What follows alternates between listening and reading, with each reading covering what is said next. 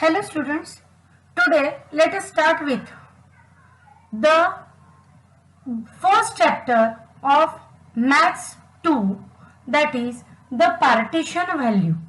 Now हमको Maths 1 and Maths 2 ये दो टेक्स्ट बुक पढ़ने होते हैं. Maths 1 is related with mathematics and Maths 2 is related with statistics. मतलब quadratic equation, linear equation, x का यूज करना, ये जो सब पार्ट होते हैं वो आते हैं मैथ्स 1 में.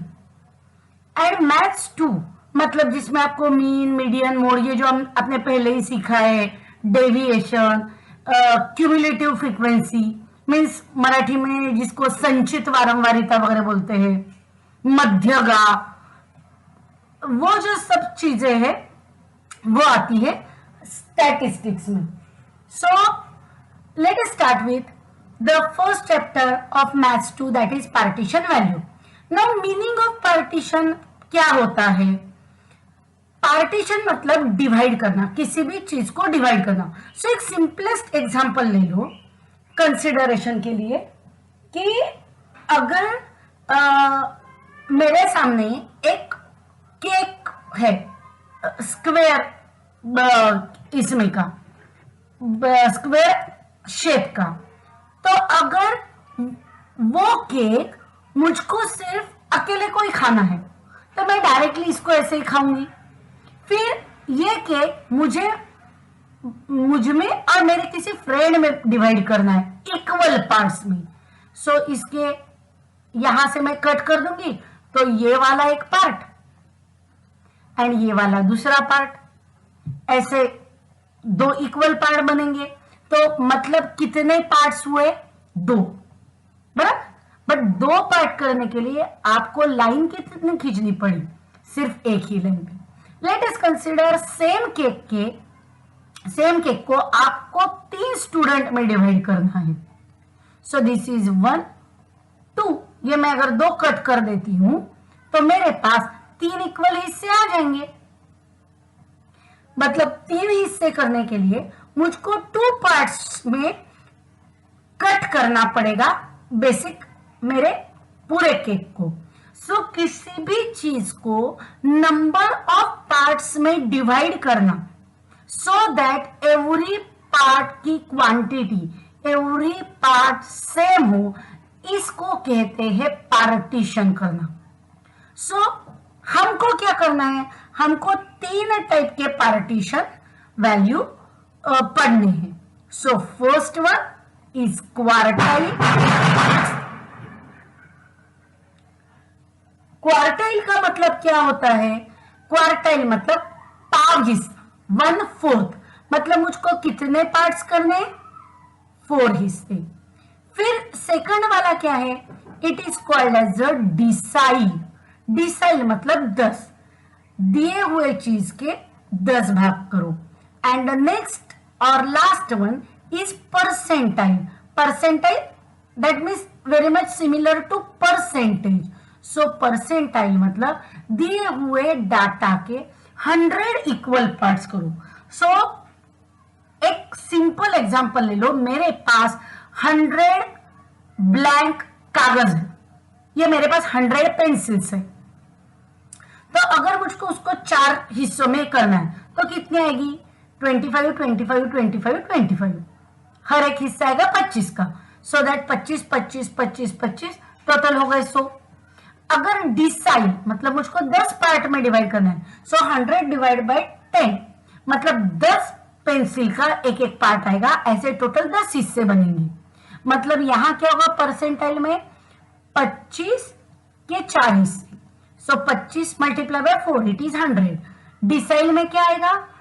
10 का एक पार्ट, ऐसे 10 हिस्से. तो 10 multiply by 10 is 100. Eight percentile में क्या है? हर एक को एक एक आएगा. सो हर एक को मैं एक एक पेंसिल दे दूंगी, ऐसे 100 लोगों को दे दूंगी. सो 1 into 100 इट इज 100. तो आज स्टार्ट करते हैं हम क्वार्टाइल से. लेट अस कंसीडर कि क्वार्टाइल ये कोई भी चीज है, बराबर.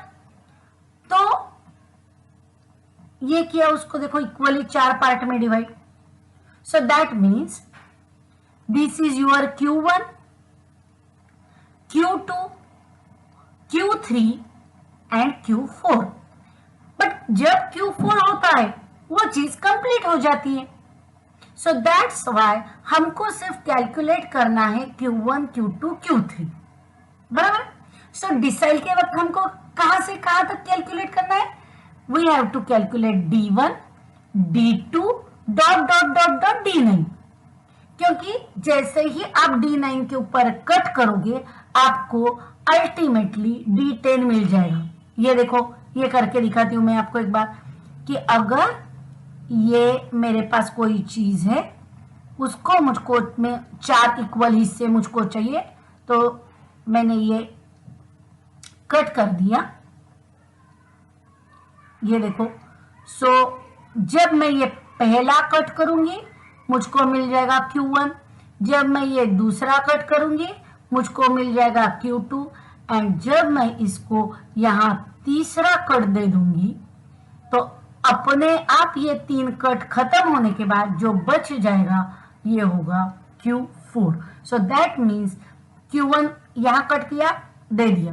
Q2 कट किया, दे दिया. Q3 की यहां कट कर दिया, दे दिया. तो जो बच गया वो भी मेजर करने की जरूरत ही नहीं है, वो एग्जैक्टली Q4 ही होगा. ना अभी इस टॉपिक को जो रूल आप क्वार्टाइल में लगाओगे, सेम रूल आपको डिसाइल्स एंड परसेंटाइल में लगाना है. एंड दैट्स व्हाई मैं क्वार्टाइल का हिस्सा पहले पूरा पढ़ाने वाली हूं एंड सेम फिर रूल अप्लाई करेंगे डिसाइल एंड परसेंटाइल के लिए. तो इसके लिए हमको जो क्वार्टाइल ढूंढना है, डिसाइल ढूंढना है, परसेंटाइल ढूंढना है, वो किसका ढूंढना होता है? वो ढूंढना होता है डाटा का. हमको जो इंफॉर्मेशन दी हुई होती है वो इंफॉर्मेशन को क्या कहते हैं? It is suppose to be data और डेटा. तुम्ही जे काही उच्चार करता तो. So it is data. There are 2 types of data, one and second. One is ungrouped data and second is grouped data. Ungrouped मतलब अगर आपको डाटा बहुत छोटी क्वांटिटी में है एंड आप वो कॉमा करके लिख सकते हो, so it is called as ungrouped data. So इसका एग्जांपल क्या है? आपके इंडिविजुअल मार्क जो है सब्जेक्ट के, वो लेट अस कंसीडर आपके 6 सब्जेक्ट है, S1, S2, S3, S4, S5, S6. सो आपने उसके इंडिविजुअल मार्क लिखे एंड कॉमा कर दिए, पॉसिबल है. बट ग्रुप डाटा मुझको पूरे क्लासरूम का डाटा कलेक्ट करना है, तो फिर मुझको यहाँ रोल नंबर लिखना पड़ेगा, फिर नेम ऑफ स्टूडेंट, फिर यहाँ S1, S2, S3, S4, S5, S6. बराबर है. एंड फिर मुझको ये टेबल बना के हर एक की डाटा की एंट्री करनी पड़ेगी. एंड फिर ये कैसा होगा? इट फॉर्म्स अ ग्रुप कि स्टूडेंट के मार्क्स का, स्कोर किए मार्क्स का group. And that's why it is called as a group data. And जब किसी इंडिविजुअल छोटा सा डाटा है, ये let us consider number of vowels in alphabet AEIOU. Simple data है, छोटा सा डाटा है, मैं कॉमा करके लिख सकती हूँ. बट अगर मैंने कहा कि नंबर बिटवीन 1 to 1000 लिखूं, तब मैं वो कॉमा करके नहीं लिखूंगी, मैं उसको ग्रुप बनाऊंगी कि 1 से 100 तक, 101 से 200 तक, 201 से 300 तक. So depending on the size of data we consider it is ungroup and group. So एक वास्ट कंसेप्ट क्या है ungroup data and group data की? जब डाटा कॉमा करके दिया है एंड स्ट्रेट लाइन में दिया है, it is called as ungroup data. And जब डाटा टेबुलर फॉर्म में, मतलब टेबल के फॉर्मेट में दिया है, तब it is called as a group data. तो आज हमको क्या पढ़ना है? आज हमको पढ़ना है अनग्रुप डाटा. 2 क्वेश्चन है, 2 पढ़ेंगे, फिर आफ्टर दैट आप 2 प्रॉब्लम आप करोगे. The marks of 19 students are given below, दिए हुए मार्क्स है। कैलकुलेट ऑल क्वार्टाइल मतलब Q1, Q2, Q3। सो पहले कर लेते हैं फॉर्मूला फॉर क्वार्टाइल। देखो फर्स्ट एक एक फॉर्मूला कर लेते। Q1, Q2 and Q3 equal to, first ढूंढो n कितना है। n मतलब नंबर ऑफ एंट्रीज। फिर फॉर्मूला कैसे बनेगा, ये देखो Q1 is always n plus 1 divided by 4। Second quartile मतलब it is 2 times Q1, it is 3 times Q1। तो आपको ये क्या देता है, ये देता है position of Q1, Q2, Q3। एक बार आपको पोजीशन मिल गई कि उस पोजीशन पे कौन सा नंबर है, वो देखो, वो हो गए आपके क्वार्टाइल के वैल्यू। ठीक है, मैं वापस जब प्रॉब्लम्स एक्सप्लेन कर रही हूं तब ये चीजें दिखा दूंगी। The marks of 19 students are given below, marks दिए हैं।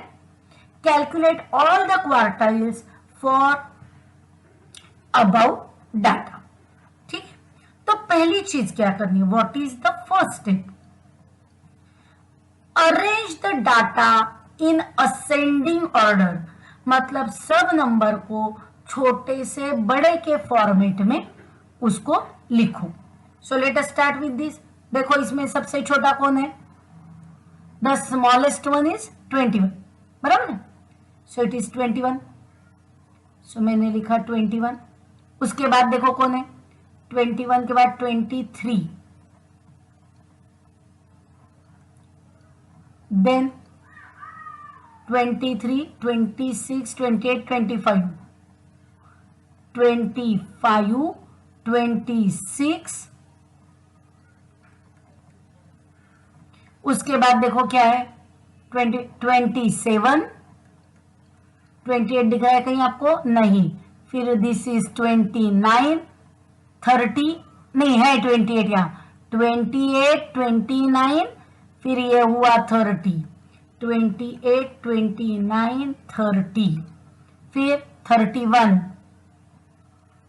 उसके बाद 30, ये वापस एक बार आ गया 31, फिर ये देखो यहां भी एक 29 था, मतलब 29 के बाद 29 दो बार है, फिर 30, 31, 31, फिर ये हो गया 35 एक बार, 35 दो बार, सो इट इज 35। उसके बाद ढूंढो 38 के बाद 41, 38, 41, 42,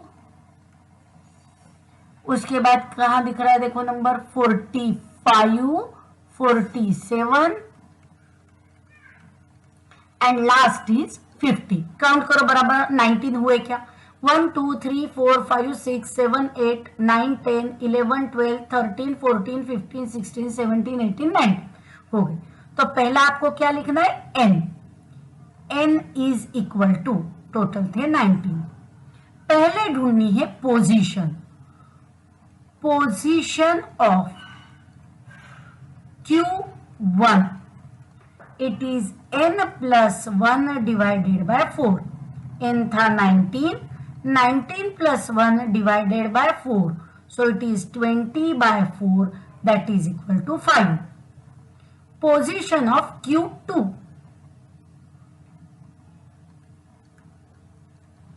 2 times Q1 is equal to 2 multiplied by 5 is equal to 10.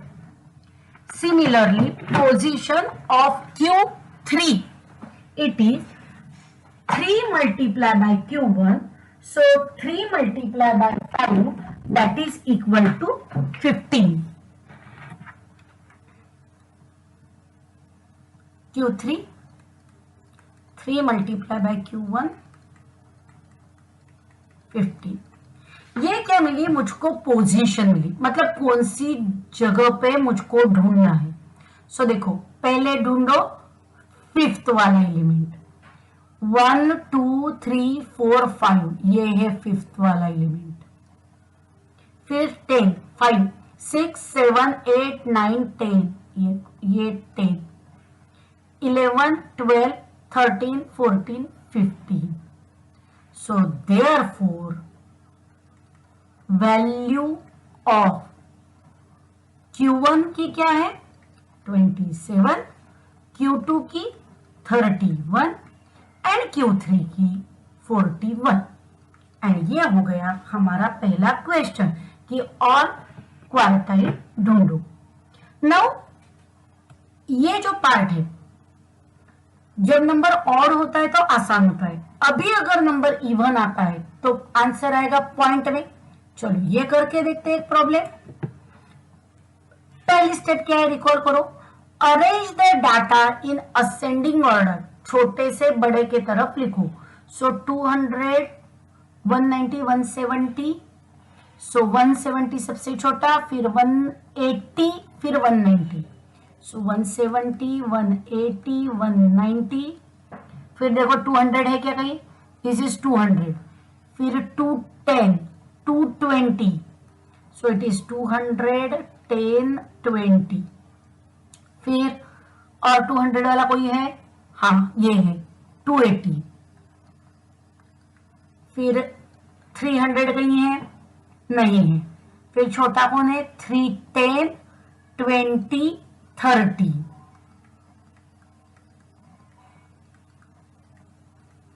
फिर बच गया 380 एंड 400। चलो देखते हैं ये 12 एंट्री है क्या, 1 2 3 4 5 6 7 8 9 10 11 12 है। सो n इज इक्वल टू 12। पहले क्या ढूंढनी है? Position,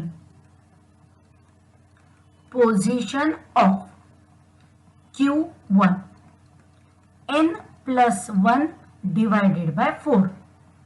So Q1 is equal to n है 12 plus 1 divided by 4, 13 by 4, 4 3 are 12, बच्चा एक, देखो ये रेगुलर डिवीजन करना है आपको, 13 डिवाइडेड बाय 4, 4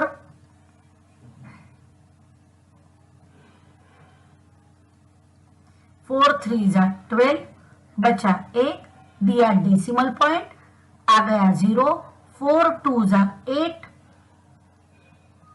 10 में से 8 गया 2, ऊपर से आ गया 0, 4 5 are 20, सो इट इज 3.25, बराबर। ये आ गया आपका calculation. Q2 it is 2 times Q1, so it is 2 multiplied by 3.25, so it is equal to 25 का डबल हो गया 50, 3 2 जा 6, सो it is 6.50। Q3 it is 3 times Q1, so 3 multiplied by 3.25, so it is 9.75। ये क्या मिल गई आपको? जगह मिल गई, आपको उसकी वैल्यू नहीं मिली है, आपको सिर्फ जगह मिली। तो पहले वो अभी ढूंढो कि ये जगह आपको मिली कहां। Q1 है 3.25, 3.25 कहां आएगा? ये देखो ये नंबर है 1 2 3 4 5 6 7 8 9 10 11 12, 3.25 आएगा 3 और 4 के बीच में, मतलब यहां, बराबर है। आपको एग्जैक्टली वैल्यू नहीं मिली है, इसके बीच में कहीं ना कहीं, तो अभी ढूंढते कैसे? यहां आ रहा है Q1, Q2 कहां आ रहा है? 6.50, 6.50 मतलब 6 और 7 के बीच में, so this is your Q2। यहां 220 एंड 280 के बीच कहीं ना कहीं आपको Q2 की वैल्यू मिलने वाली है। एंड Q3 9.75 मतलब 9 एंड 10 के बीच में। सो यहाँ आने वाला है आपका Q3 320 एंड 330 के बीच में। तो अभी ढूंढते इसकी वैल्यू कैसे ढूंढनी है।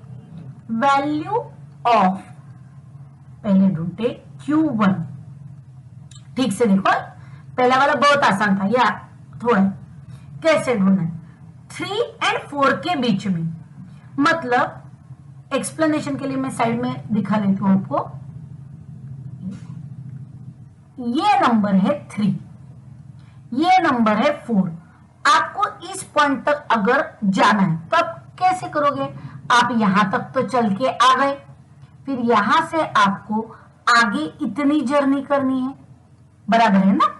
तो यहां तक तो आप आ गए 3 तक, तो थर्ड पोजीशन पे कौन है वो लिखो। Q1 का पोजीशन क्या था 3.25, मतलब थर्ड वाली पोजीशन पे जो है वो नंबर लिखो, प्लस आपको आगे कितना जाना है, इतना अंतर। ये देखो, ये जो अंतर है ना हाईलाइट किया है वो, मतलब 0.25। कहां आगे जाना था, 3 एंड 4 के गैप में। So gap of third and fourth. So देखो ये क्या आएगा, थर्ड पोजीशन पे कौन है 190 plus 0.25, gap of third and fourth. Third and fourth number में कौन सा गैप है वो पहले ढूंढो। ये देखो ये, सो 190 एंड 200 में गैप कितने की आ गई 10 की, मतलब ये गैप आ गई 10 की। So it is equal to 190 plus 0.25 you multiply by 10, ये आ गया 2.5। सो आंसर आ गया 192.5। समझ में आ गया। चलो Q2 की पोजीशन का है 6.50, मतलब 6 तक तो आपको जाना ही था। ये देखो, या वापस रफली करते, ये रफ फर्क है, ये आपको कहीं दिखाने की जरूरत नहीं, ये एक्सप्लेनेशन है। 6 एंड 7 यहां कहीं ना कहीं आपको जाना है, मतलब 6 तक तो पूरा जाना है। सो 6 वाली पोजीशन प्लस कितना आगे जाना है, आपको इतना डिस्टेंस आगे जाना है। तो कितना डिस्टेंस गया 0.50, कौन से गैप बिटवीन 6 एंड 7। सो 6 वाला नंबर पे कौन था 220 प्लस 0.50 मल्टीप्लाई बाय कौन से गैप, ये गैप 220 एंड 280 के बीच की। तो ये गैप आ गई 60 की, तो यहां मैंने लिखा 60, बराबर। सो ये कितना आएगा देखो, इट इज इक्वल टू 220